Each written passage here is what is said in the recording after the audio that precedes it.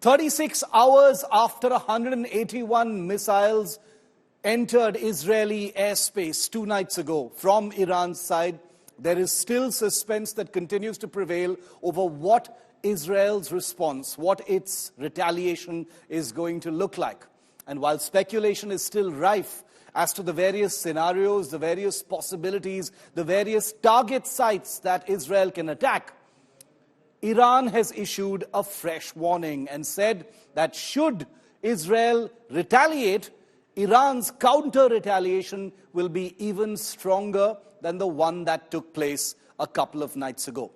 Well, Iran has issued a fresh warning saying the response to its October 1st attack will be even bigger. Meanwhile, Israel is ramping up its offensive against the Hezbollah, bombing central Beirut just feet away from Lebanon's seat of governance.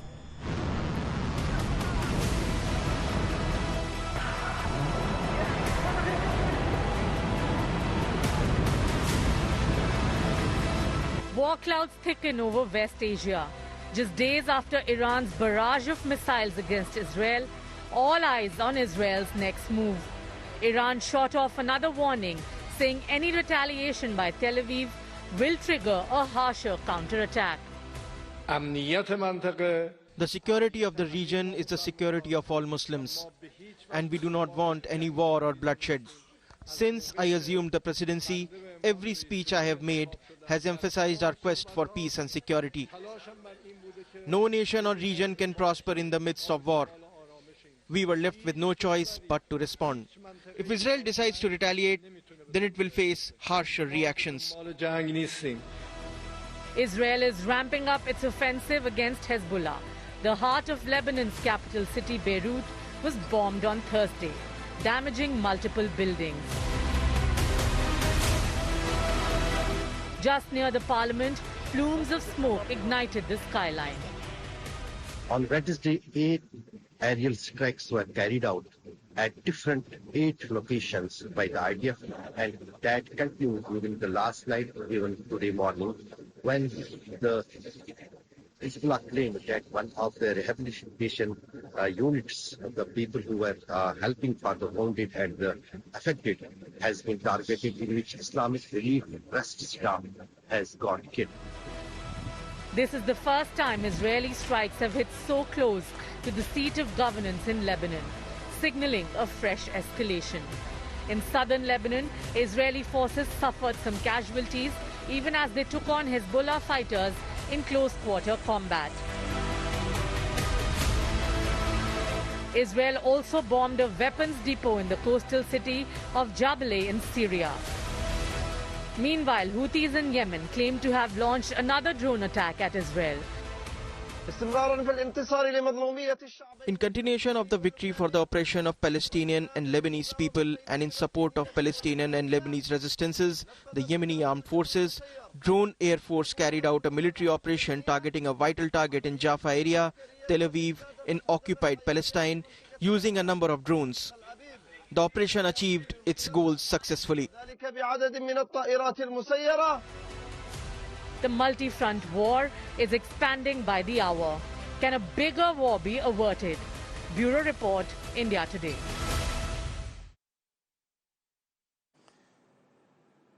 Now, 3 air bases housing fighter jets of the Israeli military were hit 2 nights ago. 3 air bases which contain some of the frontline fighter aircraft that have been involved in conducting airstrikes in Gaza, in Syria, against the Houthis in Yemen, and now in Lebanon as well. The 3 air bases were the Nevatim and the Hatzerim air base in the southern part of Israel and the Tel Nof air base in the central part of Israel. Now, all of these are frontline air bases which contain fighter aircraft of the Israeli Air Force, which, armed with missiles and bombs, have been conducting the airstrikes that you've been reading about. The missiles went from Iran, they flew all the way across this entire stretch of geography and landed in those air bases. But here's where the interesting thing begins, because we know that the missiles were fired. We also know that a large number of those missiles were intercepted by Israel's very advanced air defense systems like the Iron Dome and the David Sling. But now a different kind of war has broken out between Israel and Iran. And I want to zoom in fully because this is a very, very polarizing story. Iran claims that some of its missiles, which had struck the combat airbase of Nevatim, which houses some of Israel's most capable fighters, its number one fighter, its most advanced fighter, the F-35, Iran claims that at least 30 of the aircraft were actually destroyed in that missile strike. Now, we don't know this for sure because only one small pair of satellite images have emerged. Israel has categorically denied any large-scale destruction. They've said all aircraft are completely intact. There has been no damage whatsoever to anything on the ground at these air bases. Now, these are two images that we have right now.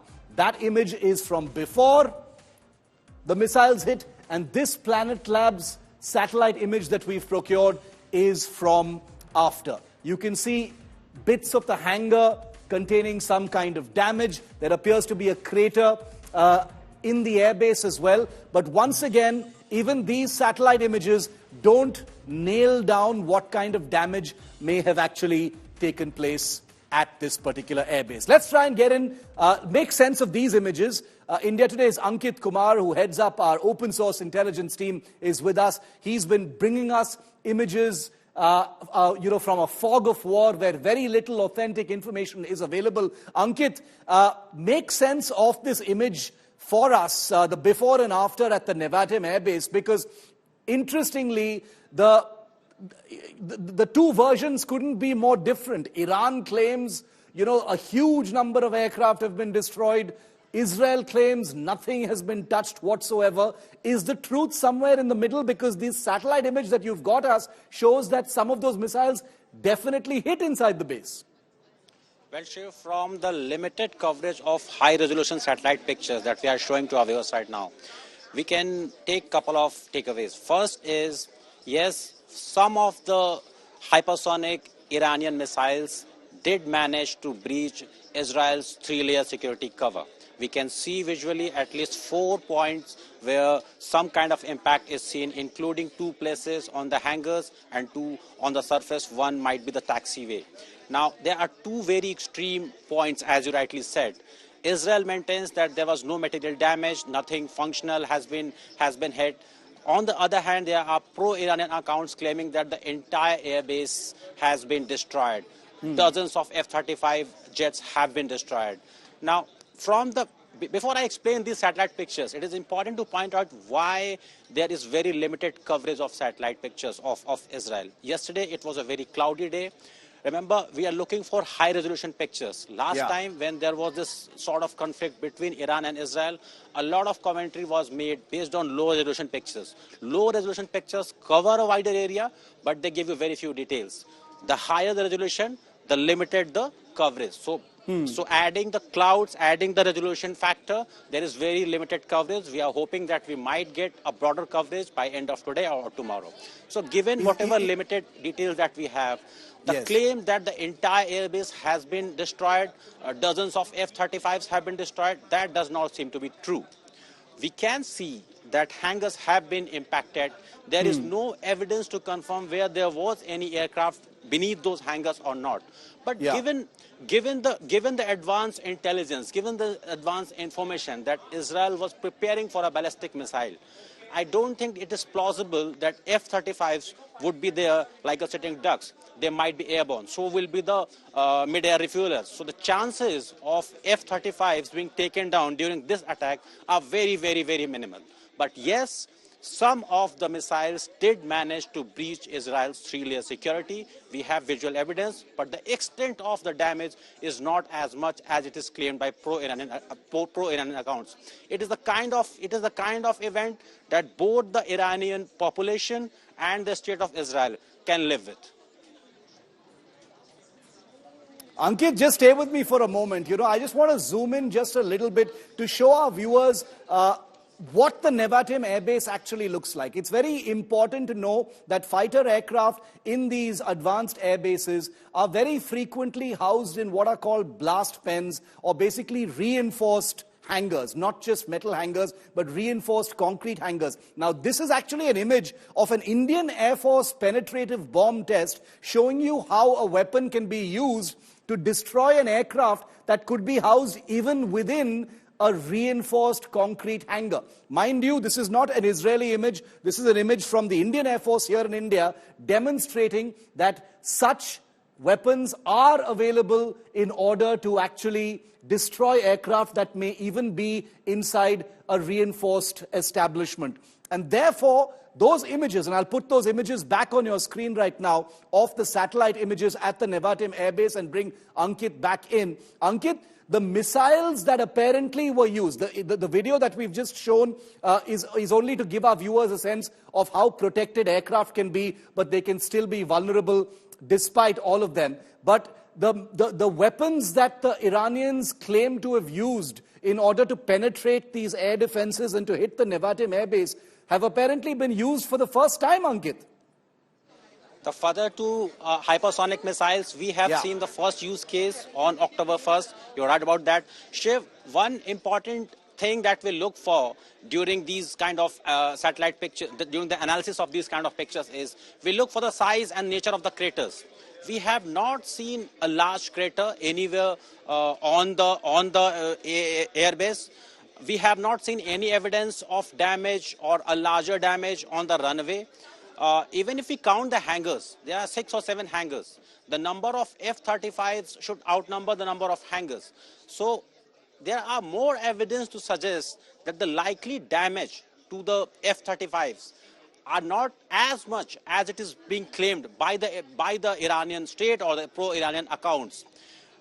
We have still, it is a very important caveat, there is a very limited coverage of the airways. We might get more coverage in hours and days to come, but from the given evidence, it is very unlikely that the Israeli Air Force, at least at the Nevatim Air Base, has suffered a very, very large damage. Yeah, so this satellite image, at least, I agree with you, Ankit, suggests that some missiles definitely found their mark. They did hit, but the kind of wide-scale damage that the Iranians are claiming doesn't seem to be borne out from the visual evidence so far. And I'll add that caveat, so far, because we're hoping for more information.